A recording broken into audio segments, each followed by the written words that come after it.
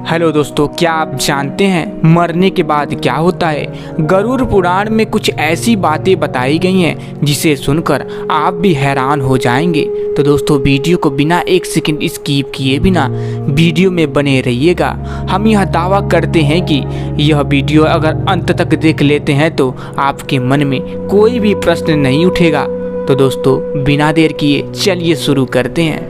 दोस्तों, गरुड़ पुराण हिंदू धर्म का ऐसा ग्रंथ है जिसमें मृत्यु और मृत्यु के बाद की घटनाओं के बारे में विस्तार पूर्वक बताया गया है। इसमें भगवान विष्णु पक्षीराज गरुड़ को मृत्यु के बारे में जो कुछ भी बताते हैं उसी का वर्णन मिलता है। गरुड़ पुराण ऐसा ग्रंथ है जिसमें जन्म, मृत्यु, पुनर्जन्म, कर्म, आत्मा, पाप पुण्य, नीति नियम, धर्म और ज्ञान से संबंधित बातें बताया गया है। साथ ही इसमें मृत्यु पश्चात आत्मा के मनुष्य योनि और प्रेत योनि में जाने के बारे में भी बताया गया है कि आखिर किन कर्मों के बाद आत्मा प्रेत योनि में जाती हैं। गरुड़ पुराण में उल्लेख मिलता है कि मृत्यु के बाद आत्मा जब शरीर का त्याग कर देती है तो इसके बाद भी उसमें भूख, प्यास, क्रोध, द्वेष और वासना आदि का भाव रहता है। गरुड़ पुराण में कुछ 84 लाख योनियों के बारे में बताया गया है।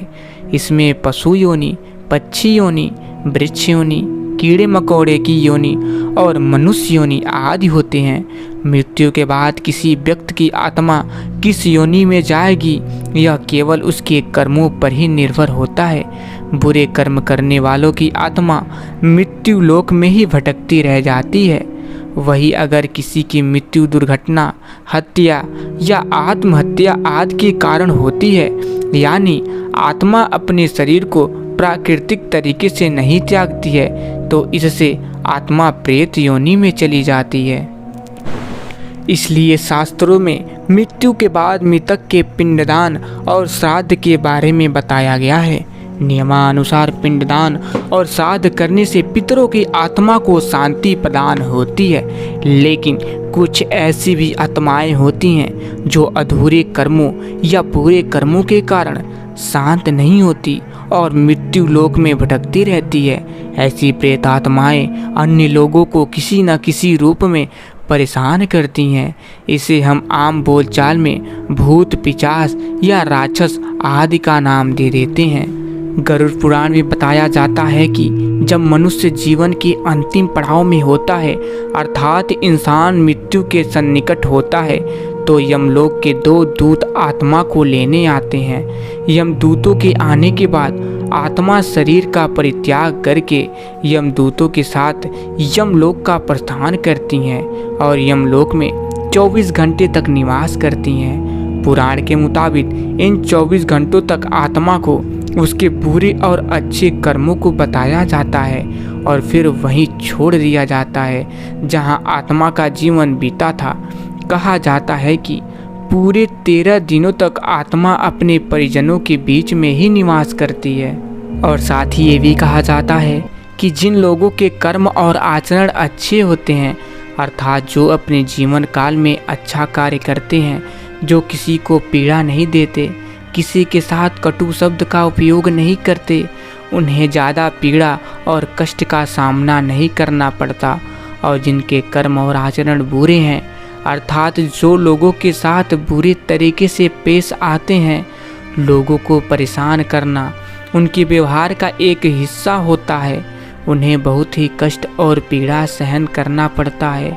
गरुड़ पुराण के अनुसार 13 दिन के पश्चात आत्मा पुनः यमलोक जाती है और वहाँ उसे 4 रास्ते मिलते हैं, जिनमें से ब्रह्मलोक, देवलोक, पृथ्वीलोक, नरकलोक व्यक्ति के कर्मों के आधार पर निर्धारित किया जाता है कि आत्मा को कौन सा लोक मिलेगा।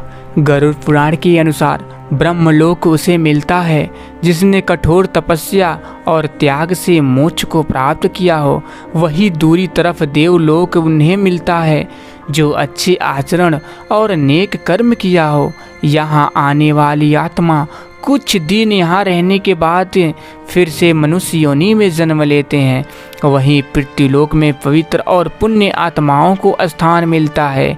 वो यहाँ अपने पितरों से मिलते हैं और कुछ वक्त या व्यतीत करके फिर से मनुष्य योनि में जन्म लेते हैं, जबकि नरक लोक में उन आत्माओं को स्थान मिलता है जिन्होंने अपने पूरे जीवन काल में पाप, छल, कपट, धोखा अर्थात बुरे से बुरे कर्म में लिप्त रहते हो।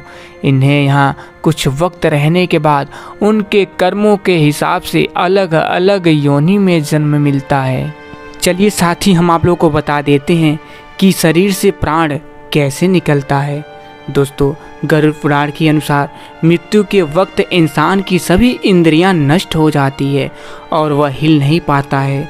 उस समय अंगुष्ठ मात्र आत्मा देह से निकलती है, जिसे 2 यमदूत आकर पकड़ लेते हैं। उस आत्मा को पकड़कर यमलोक ले जाया जाता है। इस दौरान यमदूत उसको नरक में मिलने वाले दुखों को विस्तार से बताते हैं, जिसे सुनकर आत्मा चीखने और चिल्लाने लगती है।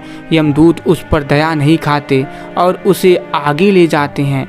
आत्मा को यमदूत अंधेरे रास्ते में यमलोक लेकर पहुंचते हैं। यमलोक का रास्ता 99,000 योजन का होता है। यमदूत यहाँ सजा देते हैं और यमराज की आज्ञा से जीवात्मा फिर से अपने घर आती है। जीवात्मा फिर से शरीर में प्रवेश करना चाहती है, लेकिन यमदूत के बंधन से मुक्त नहीं हो पाती। वह भूख प्यास से तड़पती रहती है। उस जीवात्मा के पुत्र परिजन यदि पिंडदान नहीं करते तो वह प्रेत बन जाती है और जंगल और सुनसान जगह भटकती रहती है। इसलिए मृत्यु के बाद 10 दिन पिंडदान करने का विधान है। पिंडदान से मृत व्यक्ति की मोक्ष की प्राप्ति होती है। शव जलाने के बाद मृत देह से एक शरीर उत्पन्न होता है, जिसे जीवात्मा कहा जाता है। यमलोक में आत्मा को शुभ अशुभ फल भोगने पड़ते हैं। मृत्यु के बाद 12 दिन आत्मा वहीं भटकती रहती है। 13वें दिन आत्मा को यमदूतों द्वारा पकड़ लिया जाता है।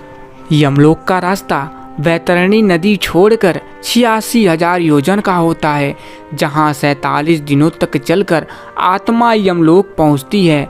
इस तरह एक मृत्यु के बाद एक आत्मा 16,000 पुरियों को पार करके यमराज के लोक यमलोक तक पहुंचती है। तो आशा करते हैं कि आप लोगों को इस वीडियो के माध्यम से पता चल गया होगा कि आत्मा कैसे निकलती है और यमलोक में आत्मा के साथ क्या होता है। तो दोस्तों, अगर आप लोगों को वीडियो थोड़ा सा भी अच्छा लगा हो तो वीडियो को दिल से एक लाइक और चैनल को सब्सक्राइब करना मत भूलिएगा और कमेंट बॉक्स में हर हर महादेव ज़रूर लिख दीजिएगा, ताकि हमें पता चले कि आप लोग अंत तक वीडियो देखे हैं। तो फिर मिलेंगे। जय श्री कृष्ण। राधे राधे।